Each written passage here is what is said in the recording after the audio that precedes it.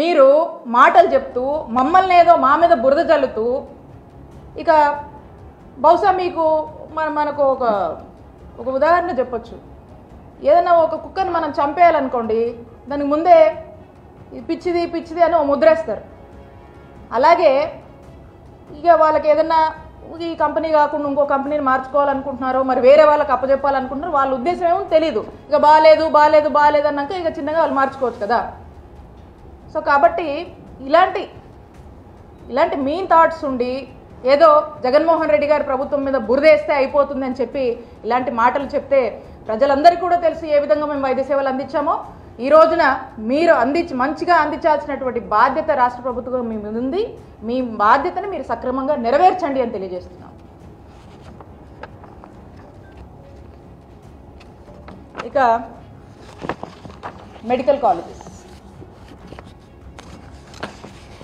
keeping in view of the first and foremost need of tertiary care in the state of Andhra Pradesh, మా నాయకుడు జగన్మోహన్ రెడ్డి గారు ఈ రాష్ట్రంలో 17 కొత్త గవర్నమెంట్ మెడికల్ కాలేజ్ని సుమారు 8,500 కోట్ల వ్యయంతో ఒక్కో కాలేజ్కి 500 కోట్లు ఖర్చు చేస్తూ 17 గవర్నమెంట్ మెడికల్ కాలేజ్ని తీసుకురావాలనేటువంటి ఒక గొప్ప ఆలోచనకి శ్రీకారం చుట్టారు.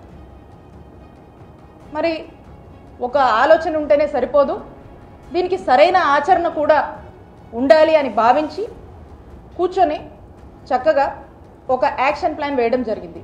దీన్ని 3 ఫేజెస్ కింద మనం డివైడ్ చేసుకున్నాం. సో ఫస్ట్ ఫేజ్ వచ్చేసి 2023 to 2024 విజయనగరం, రాజమండ్రి, మచిలీపట్నం, ఏలూరు, నంద్యాల ఫస్ట్ ఫేజ్లో మనం ఈ కాలేజెస్ అనుకున్నాం.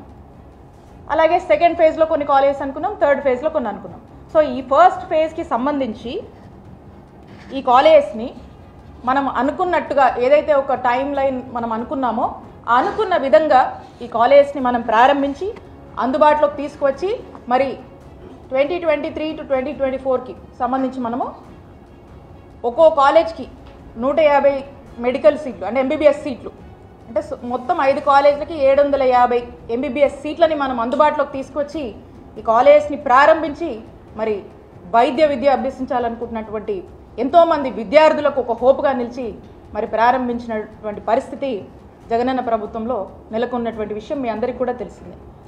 మరి ఫేజ్ టూ మేము అనుకున్నటువంటి ఆదోని, పాడేరు, పులివెందల, మార్కాపురం, మదనపల్లి. మరి ఈ కాలేజెస్ విషయానికి వస్తే ఇవి ఈ సంవత్సరం ప్రారంభం కావాల్సినటువంటి కాలేజెస్. ఇవి మీ అందరినీ కూడా నేను రిక్వెస్ట్ చేస్తూ ఉన్నాను, దయచేసి ఇవి అబ్జర్వ్ చేయాలి మీరందరూ కూడా. ఏవైతే మేము ఈ సంవత్సరం టార్గెట్ పెట్టుకున్నటువంటి 5 కాలేజెస్ నేను ఇప్పుడు మీకు చెప్పానో ఈ కాలేజెస్కి సంబంధించి దీని యొక్క ఫ్రేమ్వర్క్ అంతా కూడా, దీని యొక్క కన్స్ట్రక్షన్ కూడా, ఈ ఫొటోస్ అన్నీ కూడా మీకు చూపించేవి